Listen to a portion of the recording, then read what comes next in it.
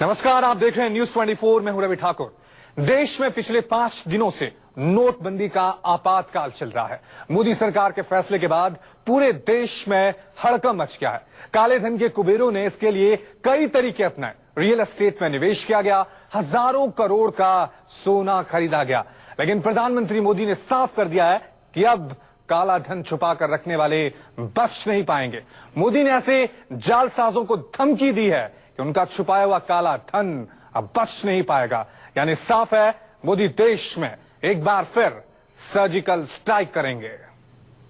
50 दिन मेरी मदद करें, ये 50 दिन मेरी मदद करें। देश आजाद हुआ तब से अब तक का आपका कच्चा चिट्ठा मैं खोल दूंगा। जिनके पास ये बेईमानी का है वो मान के चलिए कागज का टुकड़ा है, वो ज्यादा कोशिश न करें।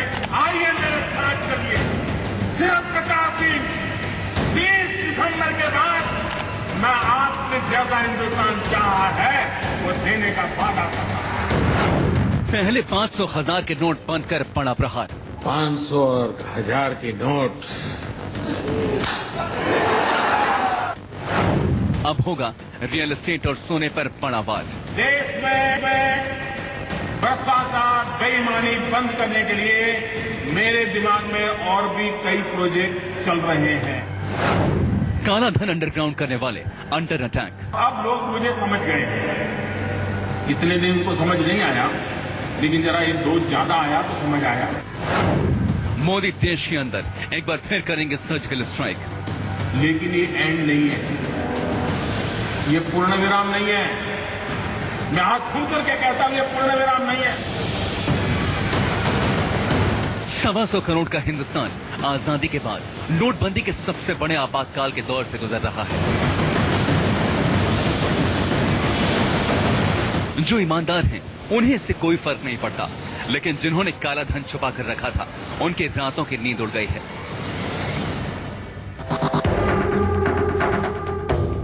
ऐसे में काला धन अंडरग्राउंड करने वालों ने कई तरह की साजिश की। ऐसे धन कुबेरों ने रातों रात लाखों के फ्लैट्स किसी और के नाम खरीद डाले। रियल एस्टेट के ऐसे जालसाज प्रधानमंत्री के निशाने पर हैं। मोदी जी को पता है कि जिनके विरुद्ध में वो काम करना चाहते हैं वो पॉलिटिशियंस है या बड़े बड़े लोग हैं जिनको पकड़ना मुश्किल है। और 2.5-3 लाख से ऊपर जितने भी कैश जमा होंगे उन पे इंक्वायरी जरूर निकलेगी। आपको बता दें कि एम्बिट कैपिटल की ताजा रिपोर्ट के मुताबिक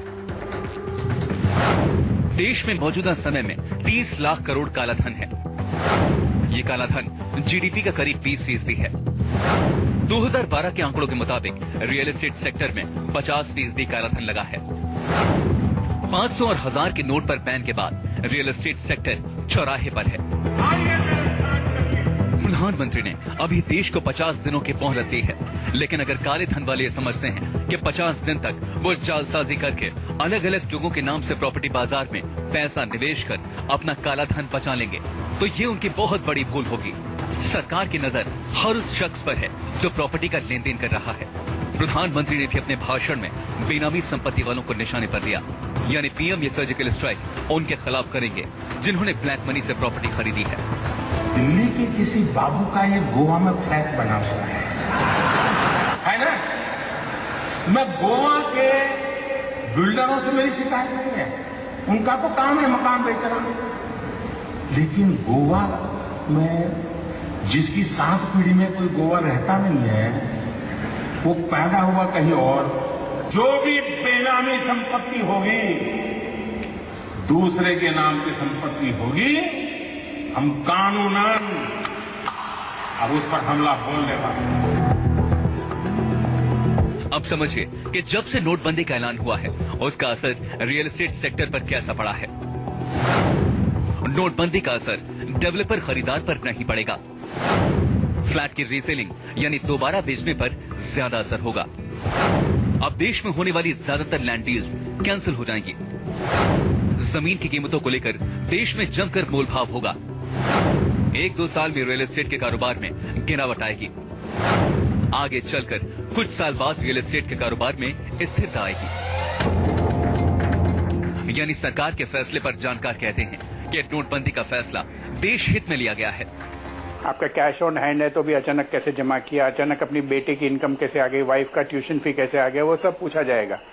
जो 25 साल में नहीं हुआ, अगर आपने अचानक डिक्लेयर किया तो स्क्रूटिनी में जरूर रहेगा। अब प्रधानमंत्री ने अपने भाषण में सिर्फ 50 दिन मांगे हैं। वो कहते हैं कि 50 दिन तक मेरी मदद करें, सब ठीक होगा। मैंने सिर्फ देश से 50 दिन मांगे हैं, 50 दिन। 30 दिसंबर तक मुझे मौका दीजिए मेरे भाई। अगर 30 दिसंबर के बाद कोई मेरी कमी रह जाए, कोई मेरी गलती निकल जाए, कोई मेरा गलत इरादा निकल जाए, आप जिस चौराहे में मुझे खड़ा करेंगे, मैं खड़ा होकर के देश जो सजा करेगा वो सजा भुगतने के लिए तैयार हूं। गोवा में एक सभा को संबोधित करते हुए पीएम मोदी ने एक के बाद एक कई मास्टर स्ट्रोक चले।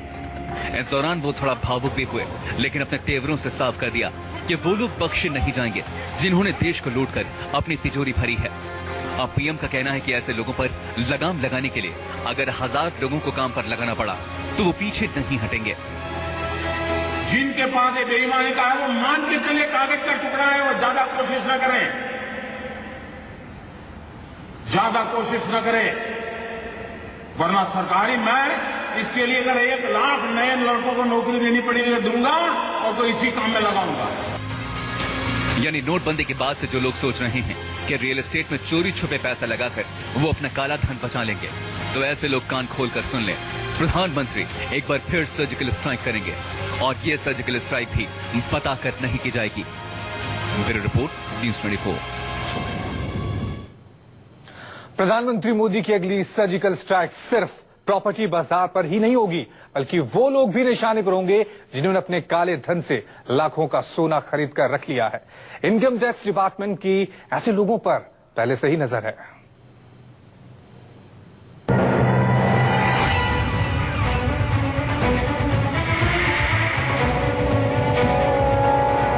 कुछ लोग अगर ये मानते हो कि आगे देखा जाएगा तो कम से कम वो मुझे पहचान ले। ये धमकी है काले धन को अंडरग्राउंड करने की साजिश करने वालों को। ये धमकी है काले धन से अंधाधुंध सोना खरीदने वालों को, क्योंकि जब से प्रधानमंत्री ने 500 और 1000 के नोट पर बैन का ऐलान किया था, उसके बाद सिर्फ 6 घंटे के अंदर ही 100 करोड़ का सोना बिक गया। पिछले 5 दिनों में अब तक 25 टन सोना बिक चुका है। अब प्रधानमंत्री कहते हैं कि बेहिसाब सोना खरीदने वाले बख्शे नहीं जाएंगे। यानी अब पीएम सोने के कारोबारियों के खिलाफ सर्जिकल स्ट्राइक कर सकते हैं। 2 लाख रुपए से ज्यादा अगर आप गहने खरीदते हैं, ज्वेलरी खरीदते हैं, तो आपको आपका पैन नंबर देना पड़ेगा ही। इसका भी विरोध हुआ था। आप हैरान होंगे, आधे से ज्यादा पार्लियामेंट के मेंबर, आधे से ज्यादा मुझे ये कहने के लिए आए थे कि मोदी जी ये नियम मत लगाओ, और कुछ लोगों ने तो चिट्ठी लिखित में मुझे चिट्ठी लिखने की हिम्मत की है।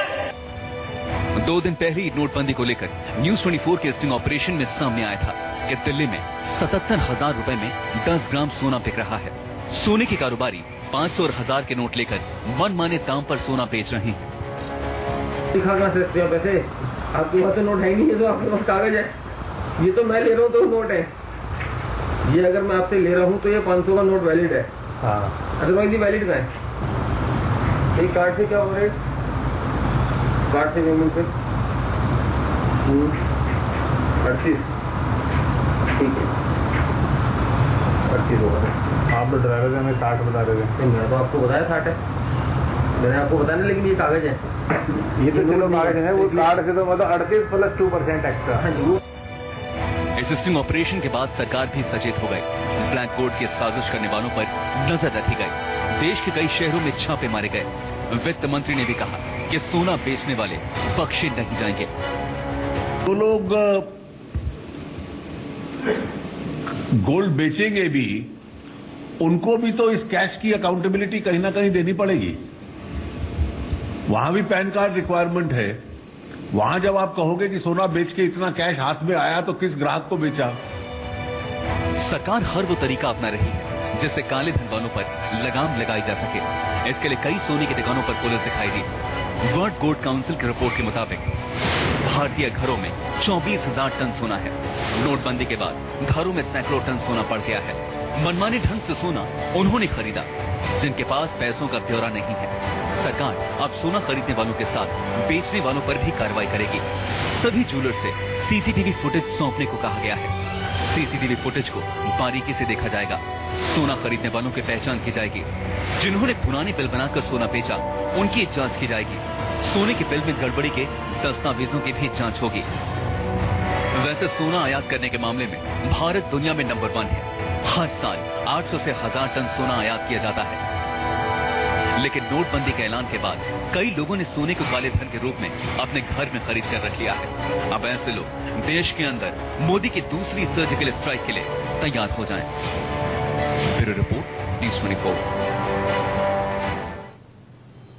एक छोटा सा ब्रेक ले रहे हैं, फौरन हाजिर होंगे। देखते रहिए न्यूज़ 24।